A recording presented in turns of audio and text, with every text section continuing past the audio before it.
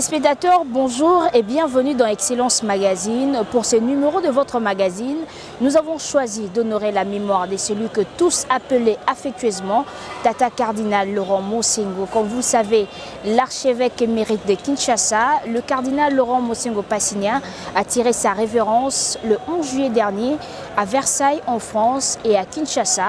Des hommages officiels lui ont été rendus en date du 20 et 21 juillet dernier.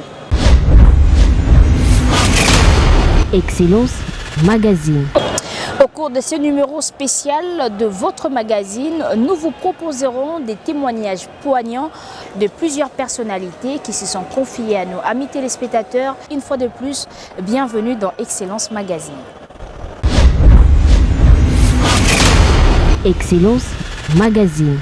D'entrée le jeu, je vous propose de suivre ces parcours élogieux de ces tout premiers doctorants africains en écriture sainte. Excellence Magazine. C'est parce que je crois en Jésus-Christ que j'ai accepté de devenir prêtre, que j'ai accepté surtout de devenir évêque.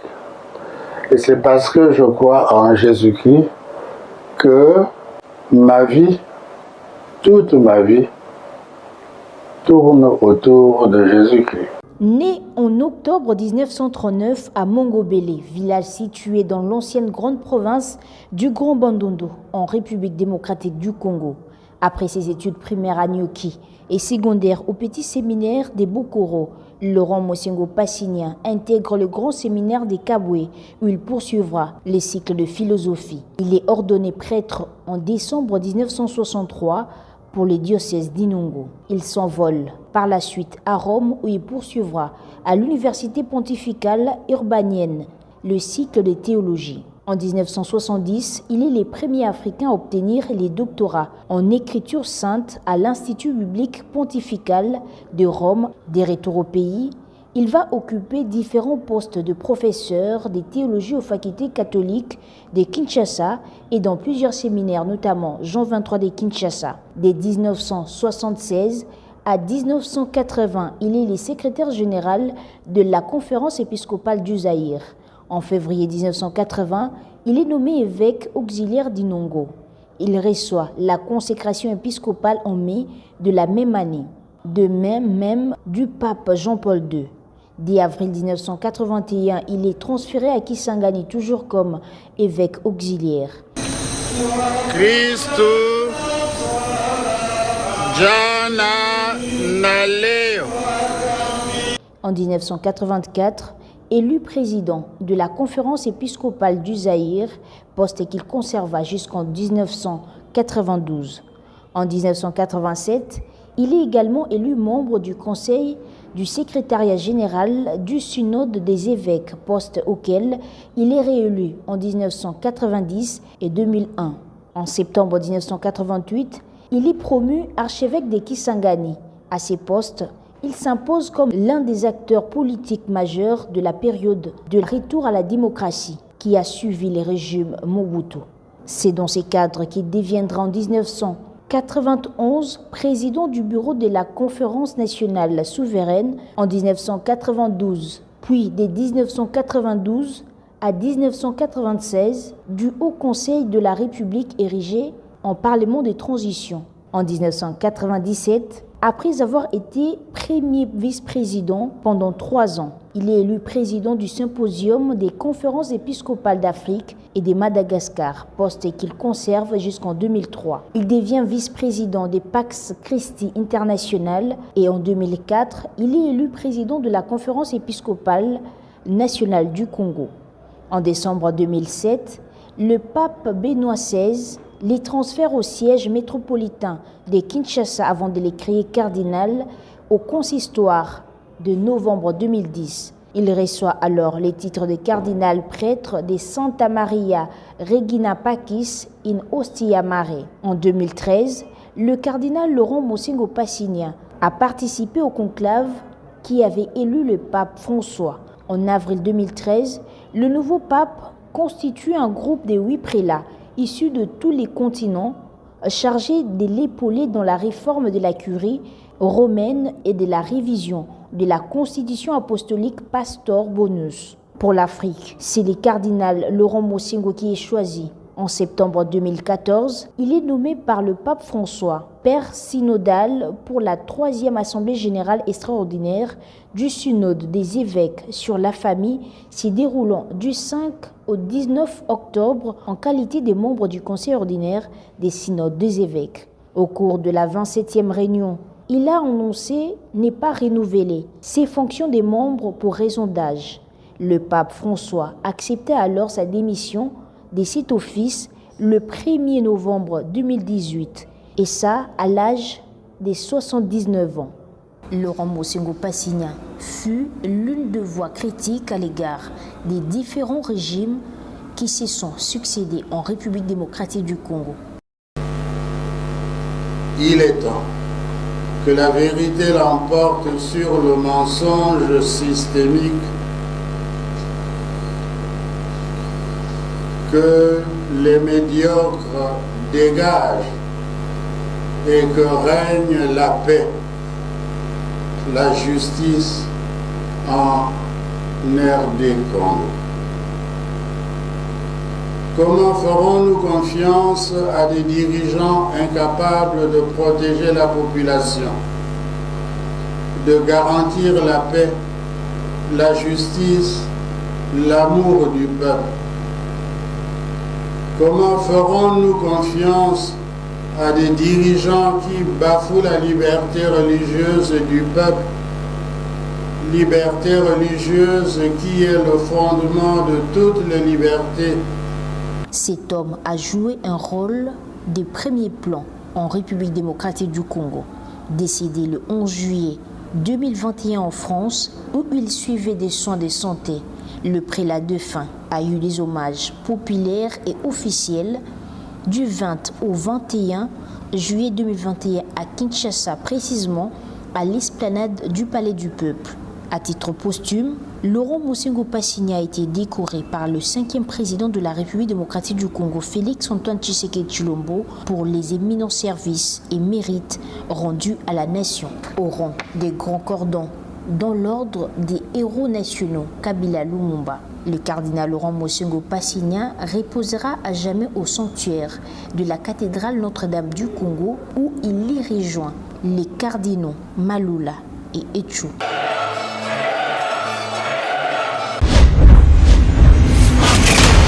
Excellence Magazine. À côté de ces parcours élogieux de l'archevêque émérite de Kinshasa que vous venez de suivre tantôt, les politiques et les clergés catholiques qui ont partagé des moments uniques, inoubliables et surtout de bons souvenirs avec le cardinal Laurent Mosengo Passigna ont donné de la voix. Suivez tour à tour leurs témoignages et on s'y retrouve juste après. Excellence Magazine. Il avait le sens de l'humanité, même au sommet de ses hautes responsabilités. Quand j'étais séminariste, il y avait un aîné qui était hospitalisé en Galema pendant qui présidait la conférence nationale souveraine. Imaginez, il était dans un contexte où il vivait dans l'oppression, mais il n'oubliait pas qu'il y avait un malade qui avait besoin d'un encouragement, d'une visite. Il a fini un soir la nuit, il est venu à l'hôpital en Galema. Moi j'ai monté la garde. Je pouvais m'attendre à tout sauf à ce qu'il puisse se souvenir qu'il y avait un malade à visiter au moment où il était très engagé sur le plan national. Et ce jour-là, il ne savait pas que moi je montais la garde. J'étais en culotte. Mais avec son sens élevé de dignité et de responsabilité, il m'a reproché « Mais comment est-ce que tu viens te balader en culotte ici à l'hôpital ?» J'ai dit « Excellence, c'est moi qui la veille ici, je suis chez moi, je dors ici. » Il a ri. Un petit exemple qui montre que ça avait reproché quand il y avait à reprocher. Il était attentif aux autres. C'est juste un exemple. Et il savait vraiment encourager, m'a beaucoup encouragé dans ma mission, dans mon travail. Il me demandait de tenir bon. Il me demandait de ne pas avoir peur quand je faisais les choses en confiance. Et ça m'a beaucoup aidé. Franchement, je crois qu'en pareille circonstance, le silence est plus parlant que tout ce qu'on peut dire. Ce n'est pas dans une interview comme celle-ci que je pourrais dire tout ce que j'ai vécu, j'ai découvert en ce grand homme d'église qui a été tout pour notre église locale et qui a beaucoup fait pour l'église universelle. Particulièrement, je reconnais en lui d'abord un homme de Dieu qui avait un sens élevé de l'appartenance à l'église. Un homme qui savait renoncer à lui-même pour l'intérêt de tous. Un homme qui avait un sens élevé de la vérité et de la justice. Un homme courageux qui n'avait peur de rien, qui mettait tout son espoir dans le Seigneur. Et il savait braver les obstacles pour un grand bien. Et c'est pour nous une référence, un modèle de vie. Il savait blâmer quand il fallait blâmer. Il savait surtout encourager quand on était dans le bon. Dommage que cela est arrivé à un moment où on a encore besoin de lui, bien qu'en retraite, mais le Seigneur sait pourquoi. Je parie que maintenant qu'il n'est pas là, on comprendra mieux le sens de sa vie. Il sera plus présent par ce qu'il a fait, par ce qu'il a dit, que quand il a été physiquement. Et j'attendrai aussi à cette occasion un pardon de la part de tous ceux qui l'ont traité de tous les maux, de tous ceux qui n'ont pas été justes vis-à-vis de lui, de tous ceux qui ont mal compris le sens de sa mission, qu'ils vont découvrir maintenant, j'espère. Excellence Magazine. Les souvenirs, c'est plus dans la salle, c'est plus quand on était à la conférence ou au Conseil de la République. C'est quelqu'un qui était à l'écoute de tout le monde, la jeunesse, les vieux. C'est quelqu'un qui avait un grand sens d'écoute et donc je garde un bon souvenir de lui. C'est une personnalité de notre pays qui a joué un très grand rôle, surtout à l'époque de la transition, qu'il y avait énormément de tensions, que je considère même notre plus grand sapeur-pompier au niveau congolais. Il a fait énormément de travail et voilà, c'était la moindre des choses de lui rendre. Pendant beaucoup d'années, il fut mon président. Je suis un de ses anciens intendants. Et de lui, j'ai appris le modèle de sacerdoce. C'est quelqu'un qui avait l'amour de Dieu, l'amour de l'Église et finalement l'amour de l'être humain. Et c'est ce qui a mobilisé toute son action pastorale partout où il est passé, à Kisangani et même ici à Kinshasa où nous l'avons connu. C'était un père. Quand je parle d'un père, c'est celui qui était là quand on avait besoin de lui comme enfant. Et un cœur large, capable de supporter même les velléités des gens qui ne partageaient pas ses avis, qui n'étaient pas au fait avec lui, ne partageant pas ses ambitions, ne partageant pas ce qu'il désirait, mais c'est quelqu'un qui était toujours là. Et supportant cela, je ne sais même pas par quelle magie il faisait pour en arriver là. Donc, moi, personnellement, j'ai été dans une école.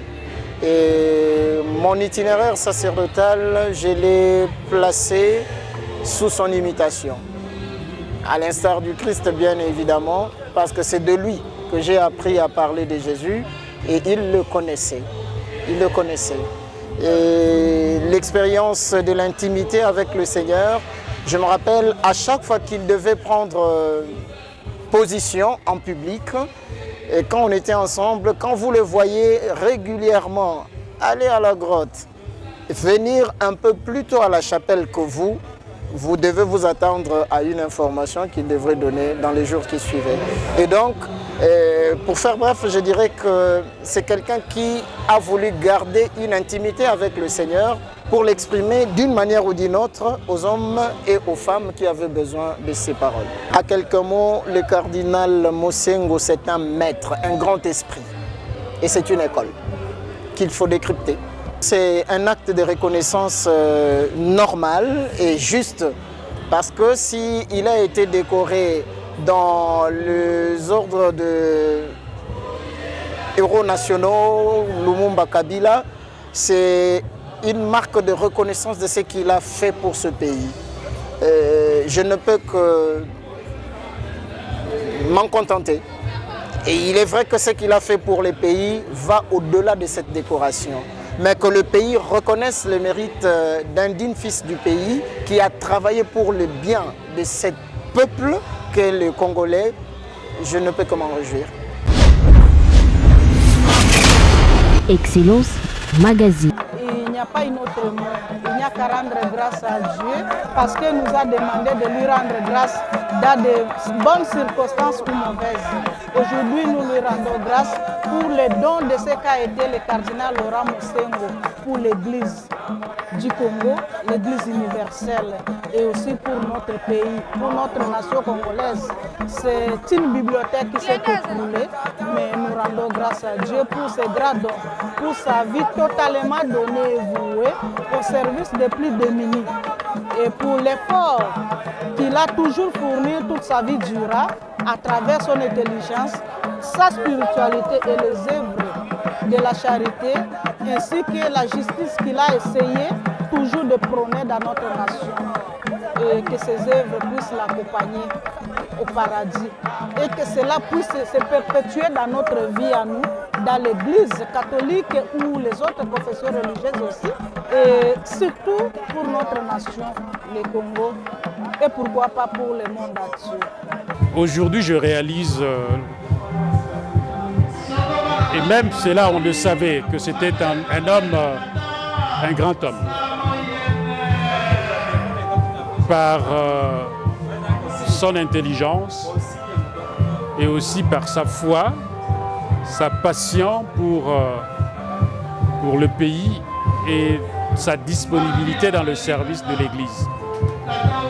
Et auprès de lui, si on n'a pas appris à être généreux, à ne pas être humble, c'est qu'on ne l'a pas côtoyé. Donc tout celui qui l'a côtoyé ne peut souligner que ces éléments-là. Il y a beaucoup d'autres choses à dire, mais bon, voilà, on ne peut pas tout dire. Oui, j'ai collaboré avec lui pendant une dizaine d'années, ici à Kinshasa comme vicaire judiciaire de l'archidiocèse, et puis pendant 3 ans comme évêque auxiliaire. Donc j'ai travaillé avec lui pendant plusieurs années, et nous avons eu des moments de collaboration. J'allais dire même des partages en privé, en intimité, mais aussi des prières et tout ce que vous voulez. Voilà. Ben, je crois que c'était avec beaucoup de foi, parce que nous avons tous appris que sa situation était critique.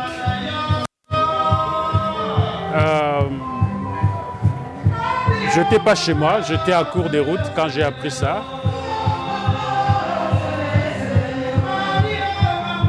Ça m'a fait mal. Mais j'ai accueilli ça avec beaucoup de foi et d'espérance. Parce que je sais que c'était un homme de foi. Et il savait que sa vie était un don donné à Dieu et à l'Église. Et il a servi le pays. Et donc, moi je dis qu'il repose en paix. Excellence Magazine. Le cardinal Laurent Mosengo a mené le bon combat, le combat de l'évangélisation. Il a achevé son chemin, sa voie, avec dignité, et il a conservé la foi de l'Église universelle, cette foi qui nous amène à prôner et à défendre le vrai, le beau, le juste. Jésus-Christ, c'est le modèle des chrétiens, mais pour les jeunes congolais notamment, il est difficile en ce XXIe siècle de détecter des modèles derrière Jésus-Christ. Et je pense qu'il est l'un des modèles non seulement pour le Grand Bandundu, mais aussi pour toute la jeunesse particulièrement de la République démocratique du Congo, d'Afrique et d'ailleurs. Le cardinal Monsengo, c'est un citoyen du monde, rattaché ni à une tribu, ni à une province, ni au Grand Bandundu, ni à la République démocratique du Congo. Et je crois que nous sommes suffisamment matures, nous avons été bien éduqués, bien formés pour comprendre qu'il faudrait avoir un comportement afin d'honorer son identité de citoyen du monde. Le cardinal Laurent est une grande personnalité. C'est quelqu'un qui nous a marqués. Il a été pour nous un père, un pasteur et un baobab. Il y a un adage africain qui dit quand un baobab tombe, c'est toute une culture qui s'en va. C'est une perte énorme pour non seulement l'église de Kinshasa, mais aussi pour celle du Congo. Et on peut même aller loin, l'église de l'Afrique. C'est quelqu'un qui a beaucoup donné, je pense que les témoignages l'ont dit. C'est quelqu'un qui a consacré totalement sa vie, qui a beaucoup travaillé pour le rayonnement, non seulement de la spiritualité, mais aussi de la politique ici chez nous. Le sentiment que nous éprouvons, que j'éprouve personnellement, c'est un regret. Il est parti si tôt, nous avions encore besoin de lui. C'était une source vers laquelle nous pouvions nous diriger pour boire, pour nous ressourcer. J'ai retenu de lui l'idéal qu'il avait du sacerdoce. À notre ordination, il nous a appelés personnellement et je retiens quelques mots qu'il nous a dit, qu'il m'a dit personnellement, et les mots tournaient autour de l'idéal du sacerdoce. Il n'aimait pas la médiocrité. Il disait, vivez ce que vous célébrez, le prêtre c'est un noble. Il ne faut jamais perdre cette noblesse du sacerdoce. Et j'ai aussi aimé l'ouverture de son esprit. Par-delà ce qu'il était, il avait beaucoup de qualités, éminemment intelligent, un grand pasteur, très influent, mais il savait s'ouvrir et vous accueillir, dialoguer avec vous, vous considérer comme ses fils et au besoin vous prodiguer quelques conseils. Un homme généreux et simple. Du haut de sa grandeur, il savait descendre pour vous accueillir, partager des moments de joie avec vous, des moments de peine. Il ne manquait pas de venir, d'aller consoler ces prêtres qui perdaient un parent, un ami, un frère. Il était toujours avec nous. Son apport, non seulement à la conférence nationale souveraine, mais aussi au Parlement de transition a été considérable. C'est quelqu'un qui a su concilier les esprits, c'est quelqu'un qui a su rassembler, c'est quelqu'un qui a su s'aimer la paix dans le cœur de nos dirigeants. Et l'idéal politique, l'idée que le cardinal avait du politicien, je pense qu'il a exprimé lors d'un de ses messages quand il dit que le médiocre dégage. C'est un message fort comme pour dire qu'il nous faut des leaderships pour diriger ces pays et que la médiocrité n'avait pas de place. Ce que je peux dire en définitive, c'est que je veux reprendre les paroles de Job. Le Seigneur a donné, le Seigneur a repris, que son nom soit sanctifié. Nous rendons grâce au Seigneur de nous avoir donné le cardinal Laurent comme père et pasteur. Il nous a marqué, je pense que le témoignage est très fort, que le Seigneur nous donne la force de pouvoir marcher sur ses traces pour que nous travaillons pour le rayonnement de notre pays et pour le bien de l'Église. C'est une chance pour nous. Excellence Magazine. Vraiment personnellement, il m'a introduit dans la Bible.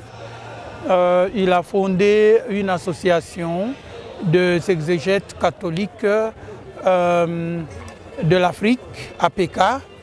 Et j'appartenais à cette association-là.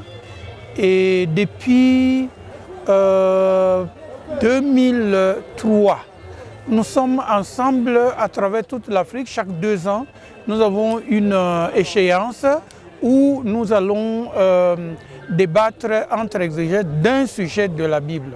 Et en 2006, c'était le sujet de la sagesse dans la Bible, où nous avons fini en l'appelant le grand sage de l'Afrique. En 2000, j'avais écrit un article déjà à la Nouvelle Revue Théologique à Namur en Belgique, où j'exposais sa théorie de l'inculturation. J'étais un fils de prédilection, un fils bien-aimé. On se voyait dans toutes les circonstances et pour moi, c'est un lecteur de l'histoire.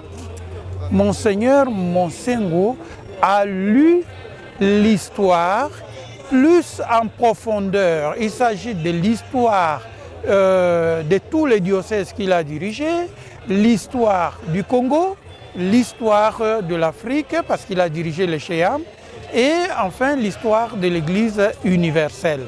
C'est comme lecteur de l'histoire, je l'appelle héros, et là je suis très content de l'acte posé par le président Félix Tshisekedi. C'est un acte de courage de l'avoir titré héros. En fait, héros, que ça veut dire un modèle pour tous les Congolais, un modèle de courage. Hein? Il faut aussi que nous ayons le courage de dire le bien que font les politiciens. D'ailleurs, le président de la République a été vraiment à la hauteur de sa tâche, de son courage de prophète comme chrétien. Tout chrétien est un prophète et on doit non seulement le féliciter, mais l'en remercier profondément. Ce n'était pas nécessairement un politicien, mais c'était plutôt un maître du social. Quand j'ai fini de l'appeler lecteur de l'histoire, je l'appelle maintenant maître de l'histoire. Un maître parce qu'il a prêché un ordre et une discipline. Et nous tous, on s'est mis derrière cette discipline-là et ça doit continuer.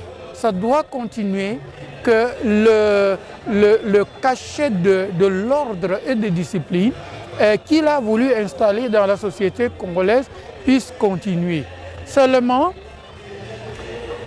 on a déclaré Lumumba héros, on a déclaré Kabila héros, aujourd'hui c'est Monseigneur Monsengo, mais qu'est-ce que nous devons faire de notre ou de nos héros? Je voulais par là féliciter le président de la République, mais de là j'en viens à la façon, au sort, au destin que nous réservons à ceux que nous appelons héros. Et il faut faire plus. Des écoles, le civisme, avec le nom de ces héros-là et ce qu'ils ont fait, les enfants doivent apprendre pour perpétrer cette tradition-là d'héroïsme. Ce sont des héros bien respectés dehors, mais chez nous, oui, on les respecte. Il y a un jour, mais même le jour réservé à Patrice Emery Lumumba, le jour qu'on réservera à Monseigneur Monsengo, il y a un ensemble d'activités qui doivent permettre au niveau national d'atteindre un autre palier du respect et de la dignité que nous accordons à ces hommes-là. Monseigneur Monsengo, ça aurait été tout pour moi. C'est quelqu'un qui te tient à la main, hein? Il te dit, t'as la keba, hein, les cambo, keba, hein? Tu vois ce que tu regardes là? Oui,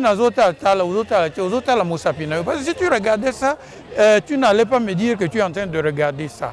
Donc, tu comprends, c'est un homme qui avait des bras capables d'embrasser, du coup, 1000 personnes qu'il voulait promouvoir. Donc, en 2 minutes près, sa caractéristique de prendre le téléphone, dès que le message est passé, il a coupé. Il t'appelle, il y a un colloque qui va se faire à tel endroit. je veux que tu sois là. Regarde dans ta boîte électronique. Et puis la couper. Tu rappelles, il ne prend plus. Donc il faut savoir qu'est-ce que l'homme la veut pour moi. Et moi, je n'aimerais pas vraiment que le type d'héroïsme que nous attribuons à Monseigneur Monsengo soit un quelconque héroïsme. Excellence Magazine. Voilà, c'était là quelques témoignages des politiques et de clergés catholiques sur le prince de l'église catholique romaine qui nous a quittés à l'âge de 81 ans, paix à l'âme de l'archevêque émérite, le cardinal Laurent Mosengo Passigny. Excellence Magazine. Amis téléspectateurs, ce numéro d'Excellence Magazine est terminé. Merci à vous de l'avoir suivi. Mais on se quitte avec cette belle mélodie, ces chefs-d'œuvre Kinshasa, Télémé Onguingé, composé par le feu cardinal Laurent Mosengo Passigny, d'heureuse mémoire, dans le seul but d'interpeller la conscience collective de tous les Congolais.